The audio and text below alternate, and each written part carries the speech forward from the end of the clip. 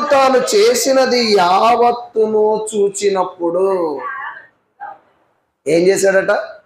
అన్ని చేశాక ఒక్కసారి పరీక్ష చేశాడట.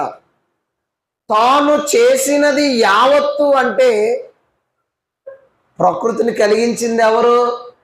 దేవుడే. అంటే ఆయన కలిగించిన యావత్తును చూసినప్పుడు అది వెరీ వెరీ గుడ్ అన్నాడు. అంటే చాలా మంచిది. ప్రకృతిలో ఆయన చేసినవన్నీ అలాంటివి చాలా మంచివి.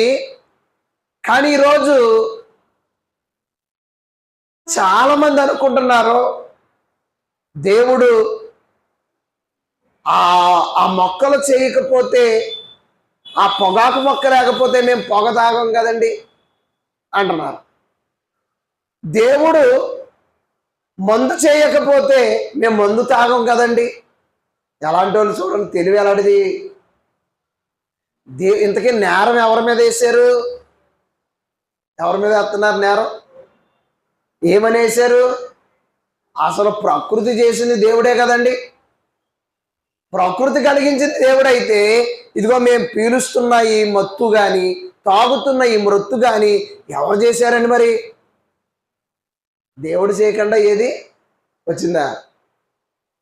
దేవుడు చేయకుండా ఏది రాలేదు. ఇంకా దేవుడు అంటున్నాడు, నేను చేసినది యావత్తును చూసినప్పుడు అది ఎలా ఉంది? చాలా మంచిగా చేశాడట. మరి మంచిగా చేస్తే ఈ బీడి మొక్కలు ఎందుకు చేశాడు? ఈ గంజాయి మొక్కలు ఎందుకు చేశాడు? ఈ చుట్ట వచ్చేటువంటి పొగాకు మొక్క ఎందుకు ఇచ్చాడు దేవుడు? మరి దేవుడు ఇవ్వకపోతే ఇప్పుడు భూమి మీద పొగ కాల్చరు కదా. మనం ఎలాంటి వాళ్ళమంటే, ఆదాము అవ్వలకి మీరు ఈ పండు తినద్దు అన్నాడు. అవ్వమ్మ తిన్నది. తిని ఆదాము చేత కూడా తినిపించింది. సరే, మొట్టమొదటి పుట్టినవాడు ఎవరు? చేయబడిన వాడు ఎవరు? ఆదాము. ఆ ఆదాము దగ్గరకు వచ్చి దేవుడు, నాయనా నువ్వెందుకు తిన్నావు అని అడిగితే, నేను తినవద్దన్న పండును తిన్నావా అంటే తిన్నానని అనాలి కదా. తిన్నాను అనాలి. కానీ ఏమన్నాడు? నీవు నాకు ఇచ్చిన ఈ స్త్రీయే నాకు ఇగా నేను తిన్నాను అంటే ఎవరి మీద నెట్టే నేరం?